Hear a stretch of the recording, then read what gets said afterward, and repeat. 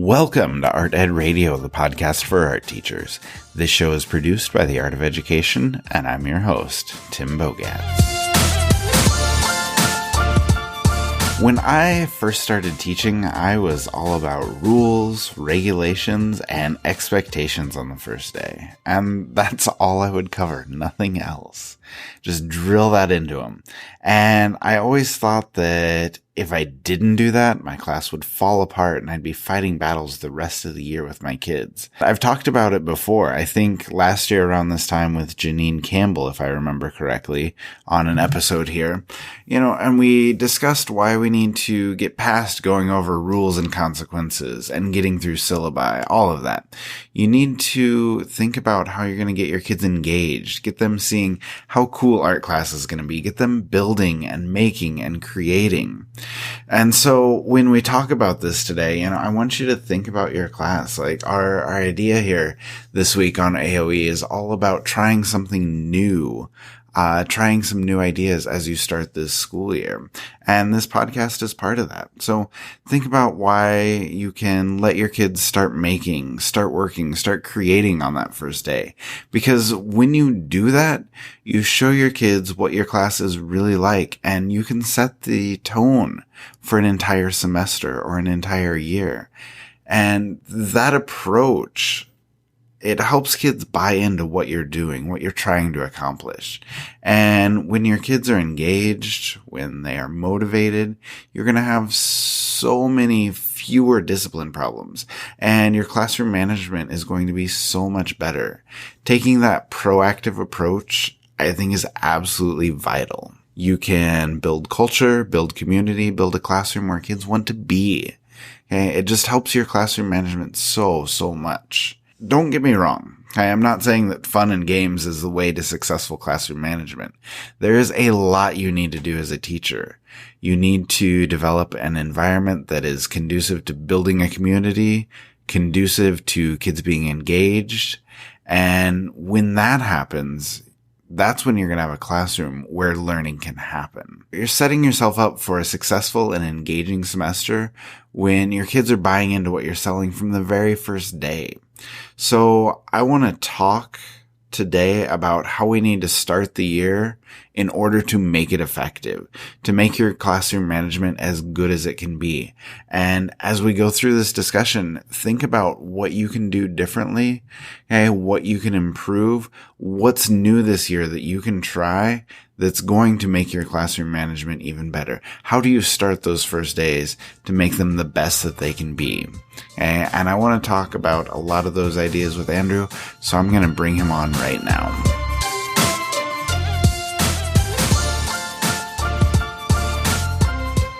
All right, Andrew, welcome back. I know you're headed back to school soon, but first, how are you?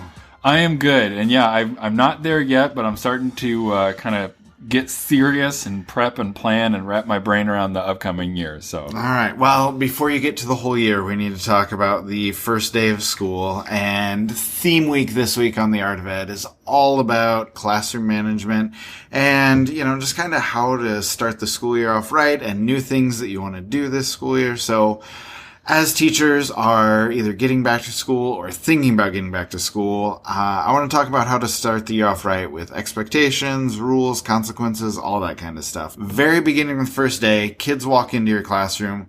What does your room look like? Well, it'll be probably the cleanest it will be for the entire year. I mean, that's first and foremost.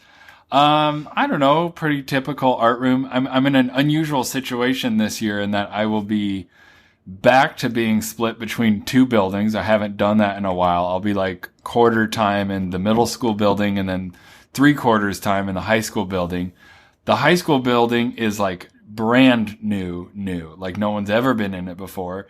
And the middle school is it's the refurbished old high school. So it's new to me and it's new to my students. They've never been in there. So I would say a fairly typical art room. One of the things that I cannot get myself to believe in is seating charts. So, I just kind of let kids pick where they want to sit, where it seems natural. And then we just jump right into some expectation type stuff. So okay, cool. Yeah. Well, I want to talk about that seating chart thing in just a second. Okay, yeah. But, I want to ask you about something else first. And I will say, I want my room on the first day to be as clean, as organized as possible.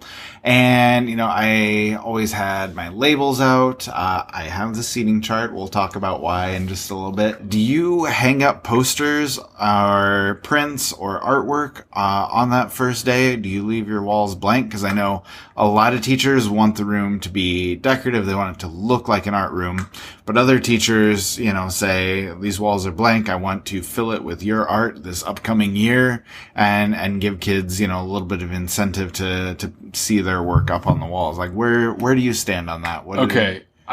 Sometimes on this podcast, I think we try to find the middle ground and kind of say, it's okay, your way, my way, everyone's got a way. I'm definitely going to fall into the camp of, I want my room to be a visual explosion. I want my students to be even a little bit disoriented. I want them to feel like, whoa, this doesn't feel like school, right? Because by the time, I'm a middle school and high school secondary teacher.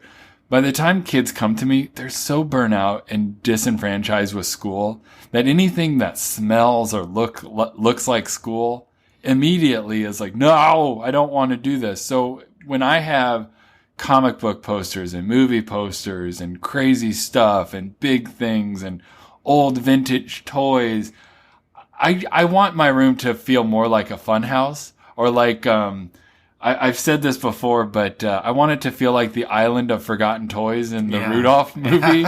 I want them to have an experience visually. And I know that there's going to be listeners out there and even students who are like, I don't like this. It's too much. And, I try to be accommodating with those kids and maybe like get them a spot where they're not looking at the visual explosion that is my room. Right. But that's kind of how I do things, and that's true to me and true to my nature.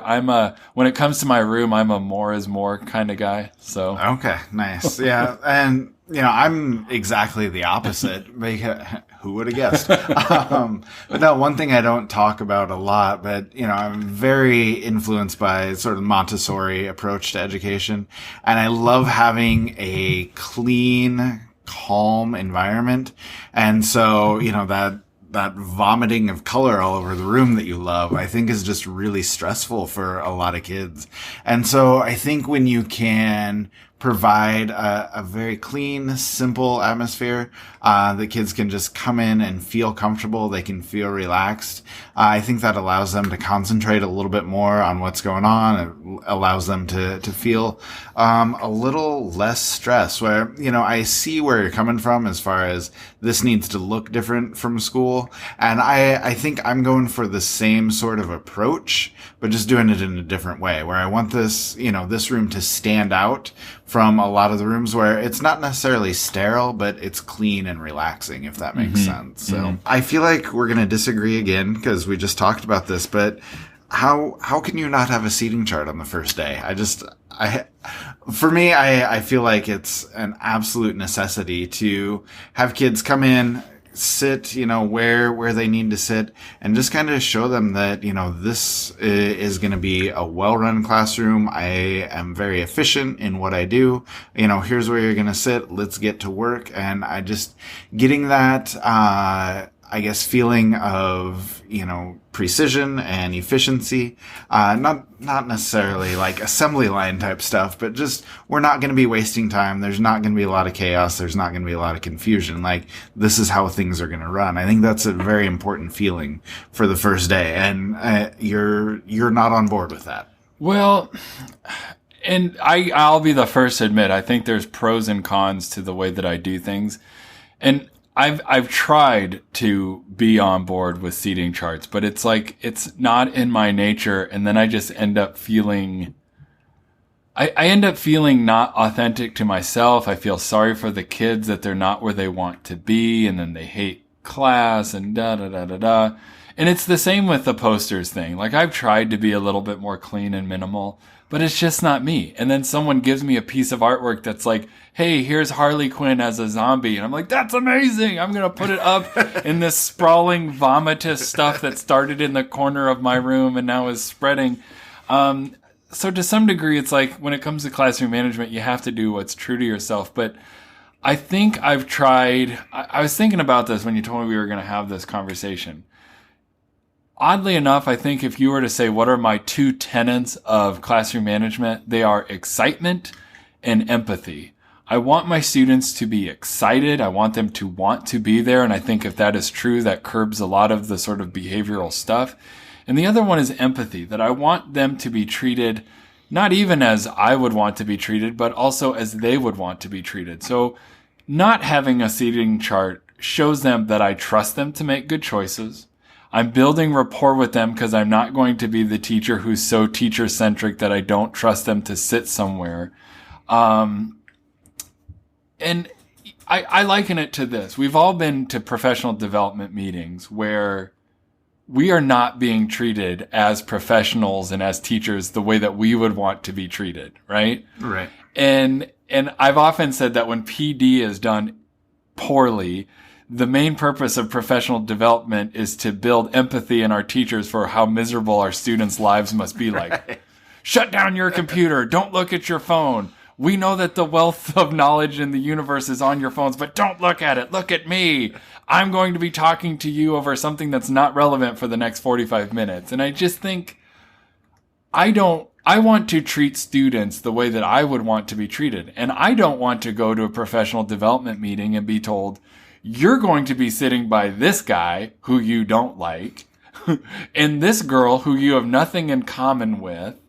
And it's just like, trust me to make good choices. And I think we can extend that to our students. And I don't know. I think that's why I do it. So no, that's good. You make a very convincing argument. But I do need to push back a little bit. That's fine. No, I want my kids to know that they're in good hands. And so, when they come in and up on the board is, the seating chart projected, and at their seat is a little color-coded name tag with period 3 and their name on it. And they can come in 10 seconds, find their seat, and we can get to work. Like they know that we're going to get down to business. They know that we're focused, and we can immediately move on to more things, more important things. I think it's a good idea to be able to kind of establish the fact that, they are in a place where they can be comfortable, where teacher's in charge, we know what's going on, and, it may be a little more teacher-centric, like you said, but I think it's important to kind of establish that for at least my teaching style. So can we just establish that the first day of school totally sucks? Whether you use a seating chart or don't use a seating chart. And I think about it in an empathetic way again from our students' perspective. Hey, school's starting.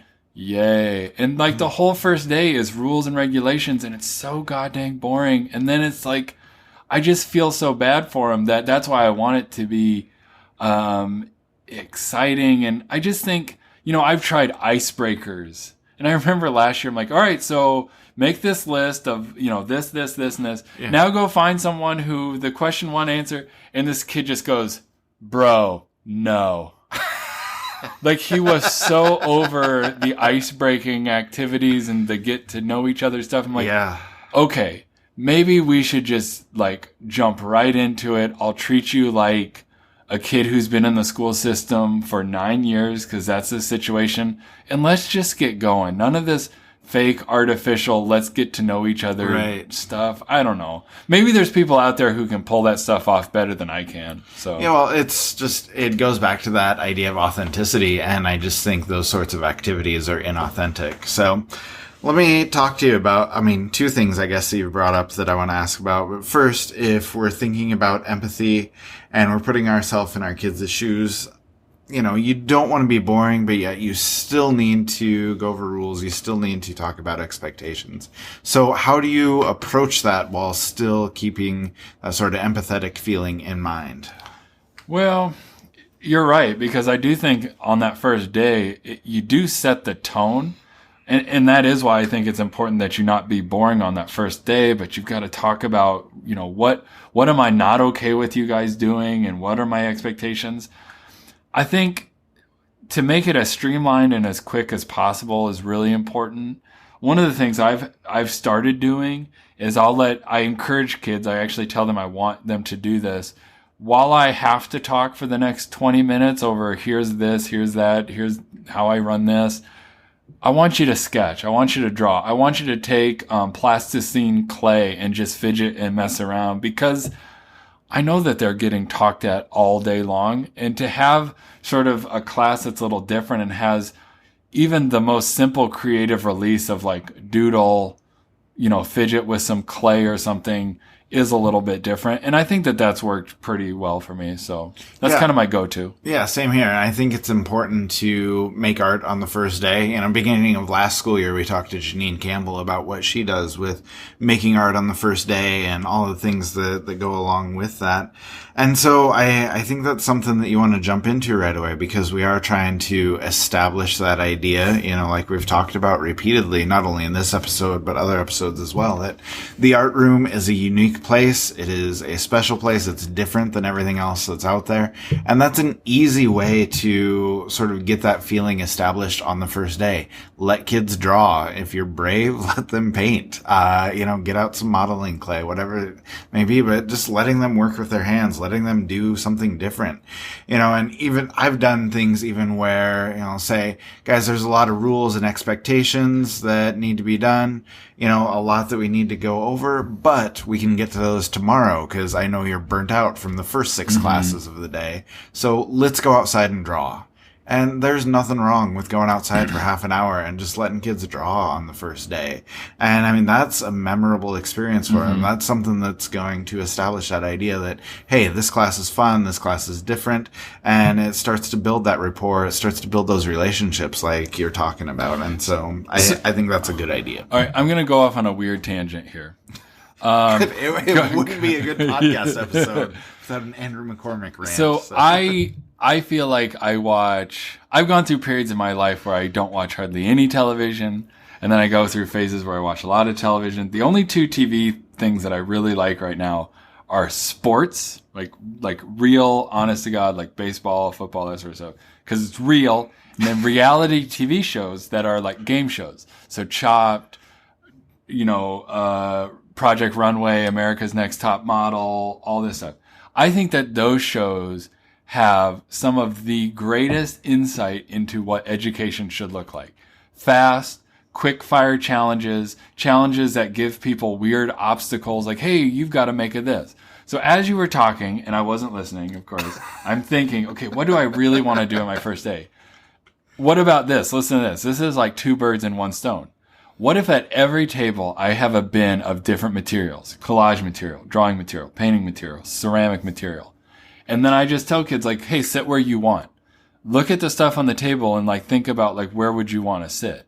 And then on that first day, while I have to talk about some things, and I know kids can listen and also work, there's just like little mini challenges, like a little written description that says you and your table mates must blah, blah, blah, blah, blah, blah, blah, right? And then at the end of the period, it's like, all right, let's look and see what you did. And it's run kind of like those, reality game show, obstacle, test kind of things that they have to do. I think that could be both memorable. It also gets them to think about their own agency and choices. And then they've got a table that they're sitting at that's not completely random. So I'm going to, I think, test that out this year. And I've never done that before. So you just got me to think of an idea that I've never done. There you go. There's something new. I'm glad you could ignore me and come up with something brilliant. First day. So you're going to have to report back and let us know how that goes. It'll probably be just absolute failure, but it'll be fun. So it'll be something new to try, which fits in with our theme week. That's the perfect place to close the show. So thanks for the awesome idea, and thanks for joining me, and we will talk to you soon. Yeah, my pleasure, man. Thanks. I think Andrew is onto something there. He may have accidentally stumbled across a great idea right at the end of our talk, and I really hope he follows through with it. We'll have to hit him up for some updates in the near future. Now, before we end the show, I want to tell you about Art Ed Pro, the newest professional development offering from the Art of Ed. It is the essential subscription for art teachers. Pro is a service that offers video trainings, tutorials, downloads, and resources, and flat out Pro is a great way to do your professional development differently this year. It's ongoing. Those videos, those resources are available anytime you need them, whether you are working with specific media or assessment or classroom management or just anything that you want to do better in your classroom. Pro has it for you. Check out the entire library and start your free trial at theartofed.com/pro. If you love it, you can subscribe, or even better, get your school to subscribe for you. So many teachers are sharing Pro with their administrators and getting their entire team signed up. Okay, your school probably has professional development money, just waiting for an opportunity like this. So, if you're interested, make sure you check it out. It's just a better way to do PD, and it is absolutely worth your time to check it out. Like we said, this week on AOE is all about trying something new. That's what Theme Week was all about. And I hope this episode encourages you to do exactly that. Maybe you take some ideas from us on room setup or classroom management or what you're doing the very first day of school. Okay, but even if you don't take any specific ideas, at the very least, I hope this episode causes you to think about your routines, think about what you can do better, think about what you can do to improve what's going on in your classroom, which is something we should always be doing as art teachers. And most importantly, I do hope that you're inspired to try something new this year.